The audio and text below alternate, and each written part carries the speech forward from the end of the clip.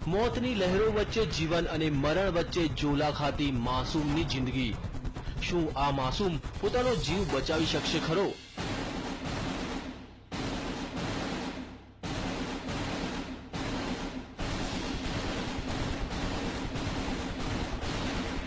આ દ્રશ્યો છે મધ્યપ્રદેશના ભોપાલના ડિડોરીના, જ્યાં 2 વર્ષનો એક માસૂમ બાળક ફસાયો છે ધમધસતા પાણી વચ્ચે।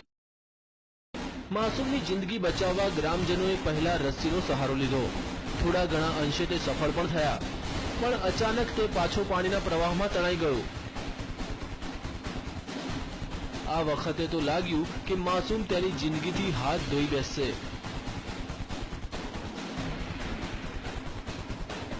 પણ ગ્રામજનોએ હિંમત ન હારી અને નદીમાં ઝંપલાવ્યું અને તરતા તરતા માસૂમ સુધી તે પહોંચવામાં સફળ થયા। અનેક પ્રયાસ બાદ તેઓ આ માસૂમની જિંદગી બચાવવામાં સફળ રહ્યા। આ દ્રશ્યો છે મધ્યપ્રદેશના ભોપાલના ડિડોરીના, જ્યાં 2 વર્ષનો એક માસૂમ બાળક ફસાયો છે ધમધસતા પાણી વચ્ચે।